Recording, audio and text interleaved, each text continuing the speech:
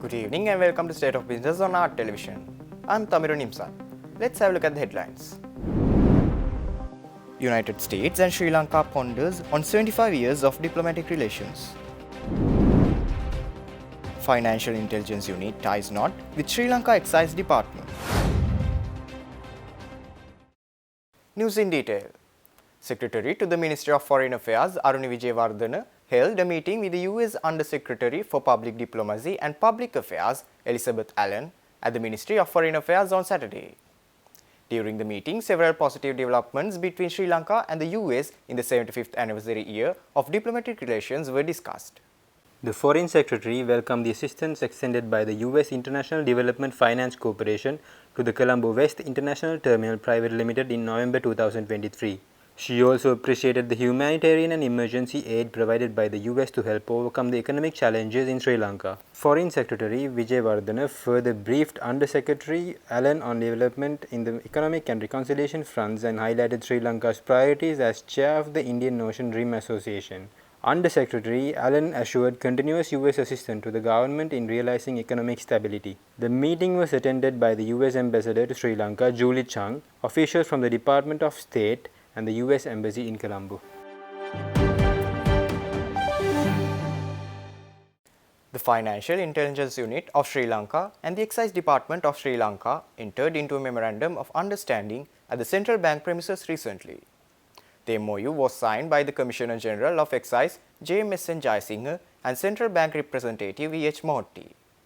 The MOU aims to facilitate the exchange of information related to investigations and prosecutions of money laundering, terrorist financing and other related crimes. The signing ceremony took place in the presence of Dr. P. Nandalal Veerasinghe, the governor of the CBSL. He also serves as the chairman of the Anti-Money Laundering and Countering the Financing of Terrorism National Coordinating Committee. Money laundering and terrorist financing pose significant threats to the stability of the national and global economic and financial systems. The MOU between Excise Department and the FIU enables both institutions to collaborate closely, sharing vital information crucial for the prevention, detection and prosecution of such offences. The MOU marks another step in Sri Lanka's efforts to combat financial crimes effectively. Since 2008, the FIU has established 44 MOUs with foreign counterparts and 11 MOUs with domestic government agencies. These partnerships aim to strengthen Sri Lanka's anti-money laundering and countering the financing of terrorism framework by fostering cooperation among relevant authorities.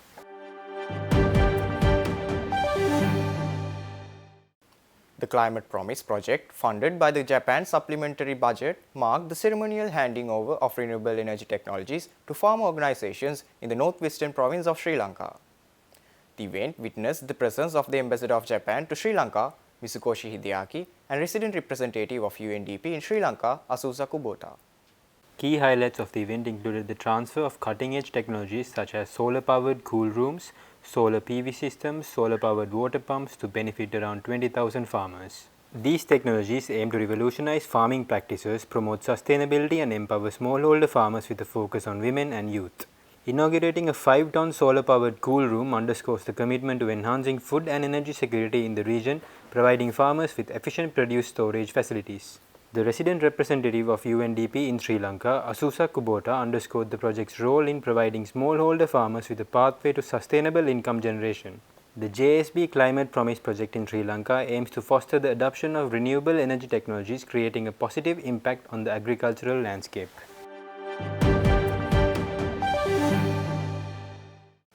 Stay tuned. We will return after this short commercial break.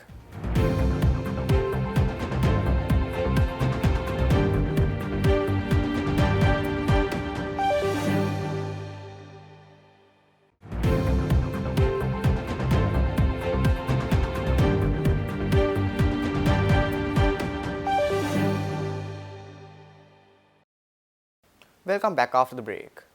The Colombo Stock Exchange has signed a memorandum of understanding with the Sri Lanka Institute of Marketing to bolster collaborative efforts in advancing educational initiatives and professional development. Representatives from the two organizations signed the MOU in Colombo recently.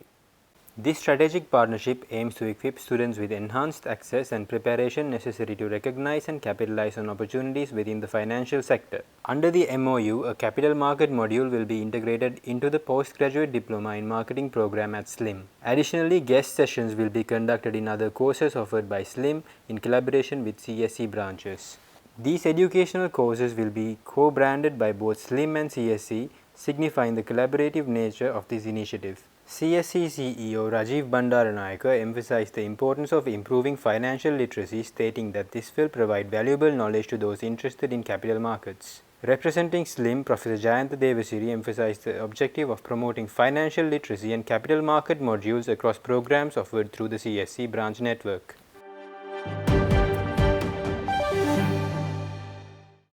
Former SJB MP and newly formed political party United Republic Front leader Partli Champika Ranawaka says the data and numbers provided by the CEB to the PUCSL is completely wrong.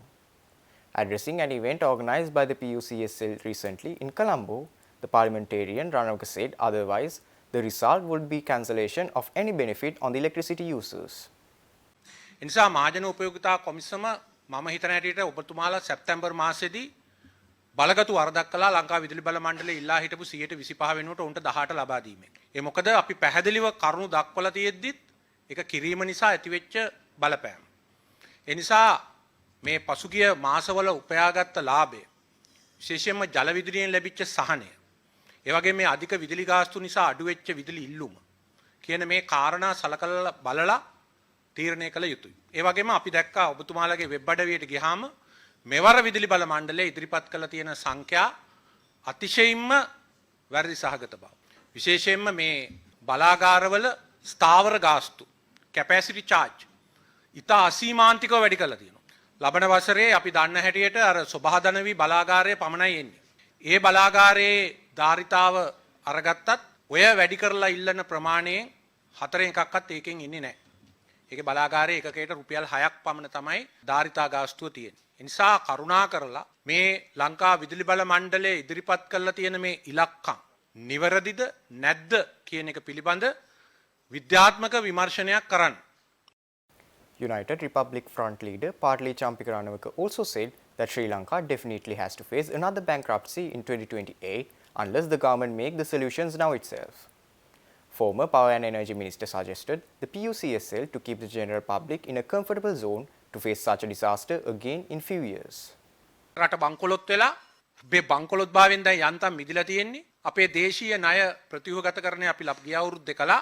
ඒකේ ප්‍රතිඵලයක් හැටියට වාර්ෂිකව ගෙවන්න තිබිච්ච ණය භාණ්ඩාගාර බිල්පත් 2028 දක්වා කල් ගියා. 2028 දී මේවා බුලට් පේමන්ට් හැටියට එකවර ගෙවන්න වෙනවා බිලියන් 2700ක ණය. එතකොට ඒ අවස්ථාවේදී මේ ණය ගෙවා ගන්න නම් ආර්ථිකය වර්ධනය වෙන්න ඕනේ.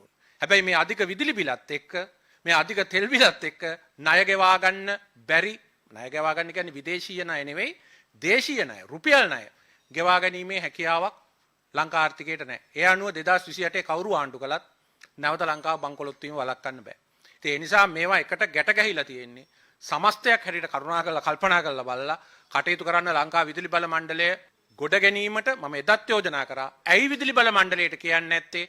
ඕගොල්ලෝ ඕගොල්ලන්ගේ හානිය අඩු කරගන්න, ඕගොල්ලන්ගේ වියදම් අඩු කරගන්න, ඒ වගේම ඒ සඳහා අවශ්‍ය කරන වටපිටාව හදාගන්න කියලා. එහෙම නැතුව එකම පිළියම හැටියට මේක කොටස් 12කට කඩලා ඒවා ලාභ උපයන ආයතන හැටියට ඉදිරි ආයෝජකයන්ට ආකර්ශනීය තත්වයක් ඇති කරන්නද මේ ගණන් හිලව් වැඩි කරලා තියෙන කියන සැකය දැන් මහජනයාට ඇවිල්ලා තියෙනවා. ඒ නිසා යුක්තිසහගත විදියට විතරක් නෙවෙයි ආර්ථික මේ වශයෙන්ුත් මේ කටයුත්ත සම්බන්ධයෙන් කටයුතු කරන්න කියන ඉල්ලීම මහජන උපයෝගිතා කොමිසමට ක්‍රියන්න ඕනේ.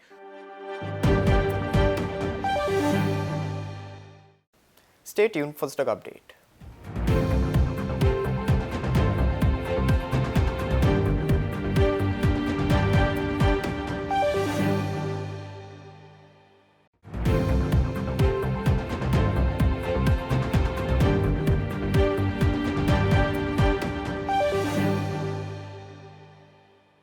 Trading at Colombo Stock Exchange ended on positive notes today.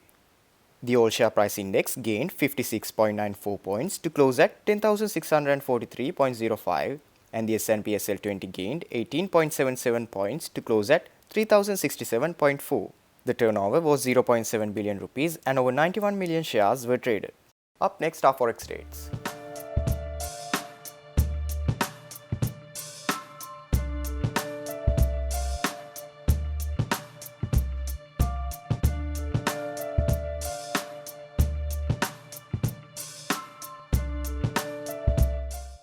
That's all our news for today. For this and more, subscribe to our channel on YouTube and follow us on Facebook.